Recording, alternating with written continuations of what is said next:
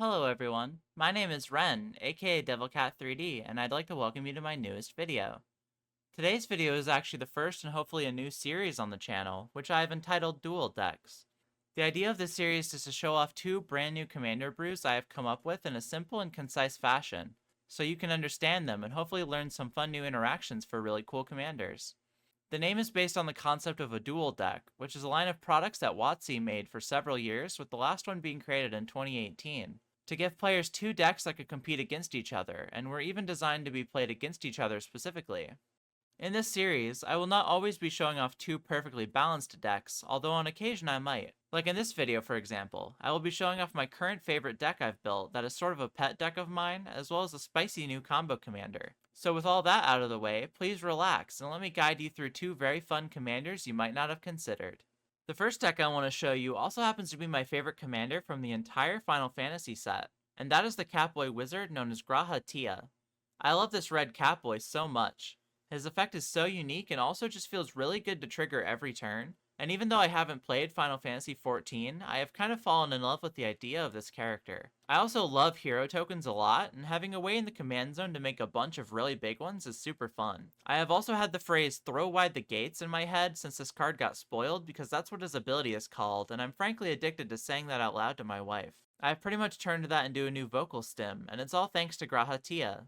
Now, since this deck's main game plan is to cast non-creature spells, we are overloaded on good spells to trigger the commander. I have about 5 or so more pieces of instant speed card draw than I would normally put in a deck, as I found card draw to be the easiest and most valuable way to trigger Graa Tia consistently. There's also the normal really good spellslinger card draw like the Archmage of Runes and the Archmage Emeritus. I tried to stay away from too many permanent based ways to draw cards because I want to trigger my Catboy on every turn without needing to have flash. But some permanent-based card draw options are just too good to pass up, like Caretaker's Talent or Bident of Thassa.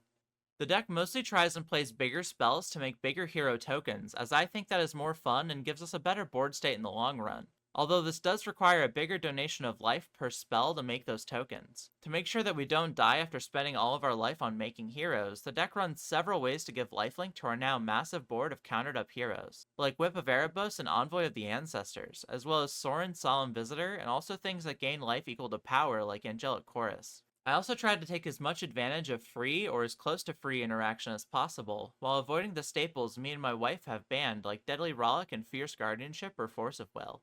This makes the counterspell suite a little stranger than my average deck, but it definitely is a fun time. Commandeer isn't exactly a counterspell, but it's expensive mana-wise and can be cast for free while removing many threats off the stack. Misdirection is a somewhat limited redirect effect, but is also free and can protect the commander in a pinch. I'm also playing Wizard's Retort since it's always 2 mana with my commander out, and Deny the Witch since it's my favorite Esper counterspell, and it can also deal a lot of damage with our many heroes. In the removal section, we have Submerge and Snuff Out to also take advantage of casting big spells for free. In the board wipe section, Everything Comes to Dust is a fun one since we can convoke it with our heroes. Heroes are not a common creature type, so most opponents will lose all their creatures to this board wipe in your average game. And also if there are no cats or wizards, you can also save Graa Tia by convoking with him also. The deck also plays all the best ways to make black mage tokens because I like them a lot and they trigger off our casted spells. These include Transpose, which can make a 4-power token on an end step and then rebound on our turn for another 4-power hero, as well as Circle of Power and Black Mage's Rod. The Rod can be equipped to Graa Tia to make him shoot lifelink ping damage at each opponent. You can also play Curiosity in this deck and attach it to a Rod-equipped Catboy or other cards you might want to play like Y'shtola, or one of my potential favorite damage dealers in the deck known as Glaring Fleshraker, which triggers off our colorless heroes. There are also ways to make our board of tokens scarier than they already are. These cards include Sigarda's Summons and Akroma's Will, which can protect our board or give them lifelink. There's also a token doubler in this deck in Elspeth Stormslayer. Notably, when you create double hero tokens, they both get the counters, so if you make one hero with 7 counters, Elspeth will give you a second one with 7 counters too. Arna Kennerid can double the number of counters on our attacking heroes, and Chocobo Knights can give them double strike. These two cards are recent additions, but seem like they can really turn a game in our favor if they stick. There's also Inexorable Tide, which besides sometimes winning through poison since we have Prologue to Phyresis, can grow our countered up heroes for every spell we cast. The deck used to play a host of cards that trigger off casting spells on an opponent's turn, like Alayla and Blightwing Bandit. since triggering Graa Tia once every turn is the ideal game plan, but I found expensive creatures that were all set up weren't worth playing. The last one I still have that triggers on other players' turns is Watcher in the Water, which can make a ton of tentacles since we draw big batches of cards at once. I also tried to overload on mana rocks specifically to work with Unwinding Clock and Unstoppable Plan, since having a bunch of mana on every turn, not just mine, is very important for triggering our commander. I'm constantly updating this deck because I keep having good new ideas for it, but I really like it and I hope you think it's cool too. I'll also link my girlfriend's currently unfinished Graa Tia list in the description, since her deck leans much more combo heavy than mine, and can even make infinite hero tokens with some multiple card combos. Anyway, I hope you'll give my favorite catboy a try. The second deck I wanted to show you today is a commander that was just released, and that is Shadow the Hedgehog.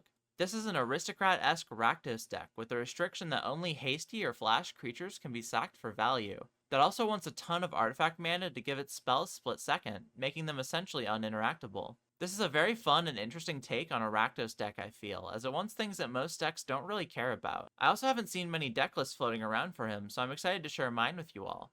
I also love Sonic the Hedgehog, and despite being somewhat new to the franchise, I really enjoy the Secret Lair and I hope to pick one up when it gets released. Now before we get too far into this deck list, I will say, I built this deck to be more combo heavy than most of my decks are, just because the commander really lends itself to that kind of playstyle. These include the typical Gravecrawler loops with Warren Soul Trader and Blood Artist, as well as a similar combo with Forsaken Miner.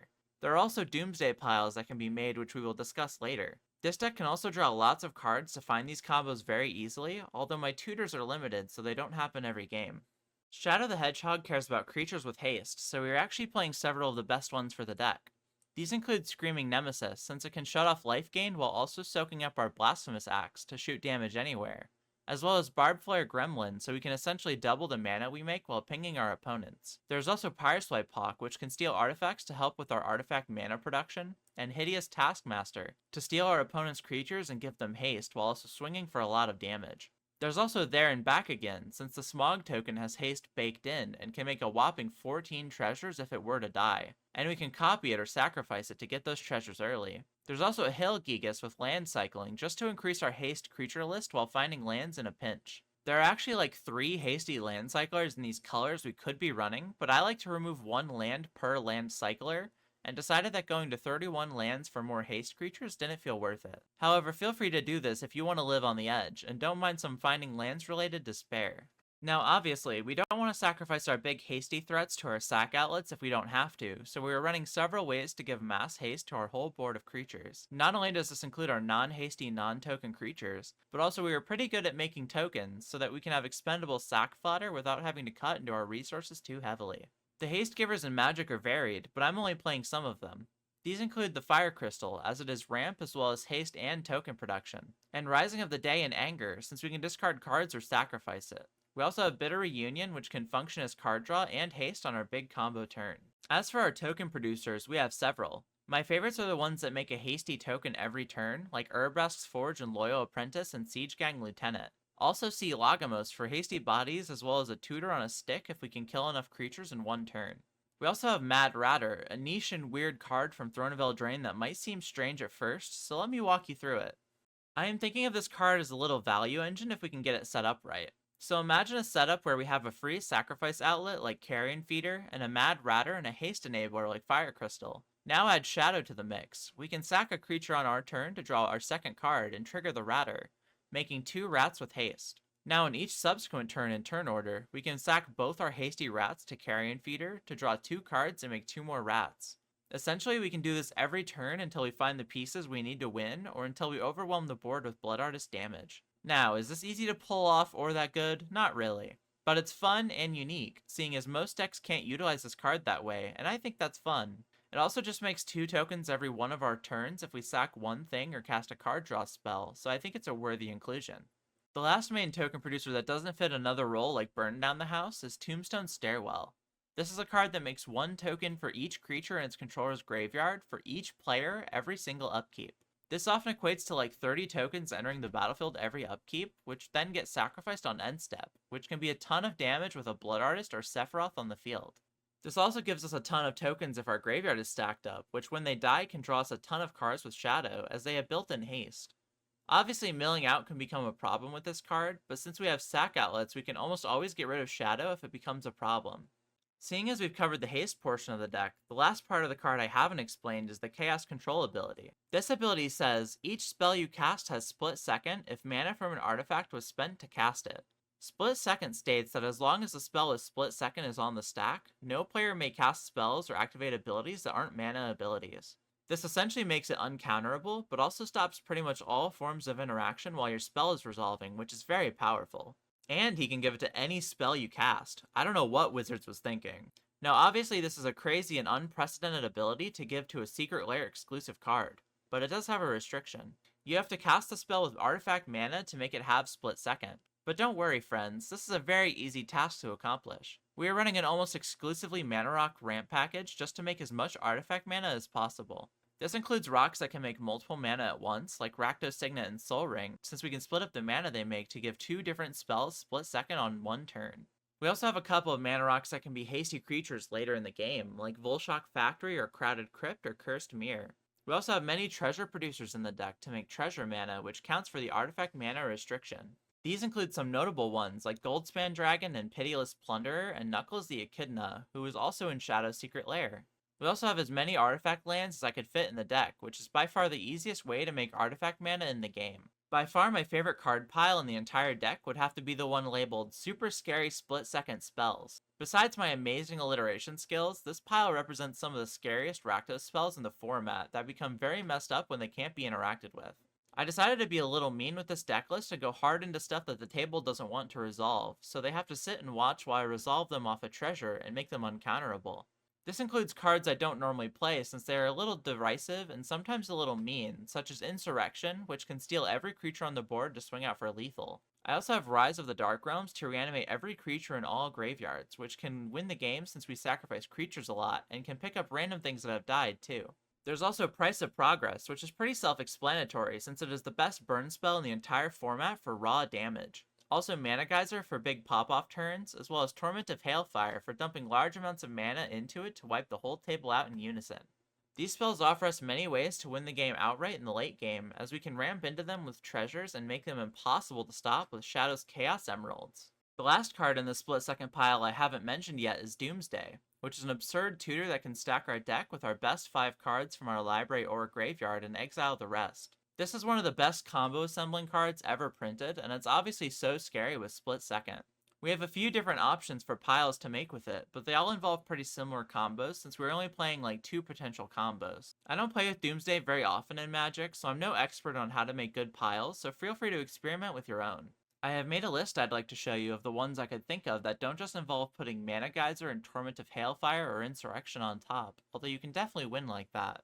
The piles all start with some variation of a card draw spell to get us the whole pile in our hand. My favorite of which is to put Stinging Study on top, sacrifice Shadow to a sack outlet to draw the Stinging Study, and then cast the Study to draw 4 cards. Conveniently, his mana cost is 4, to get the whole pile in our hand. This is the best pile I could think of in the deck to get a Warren Soul Trader and Gravecrawler combo into our hand, with the 5th card being free to offer us a counterspell like Tybalt's Trickery.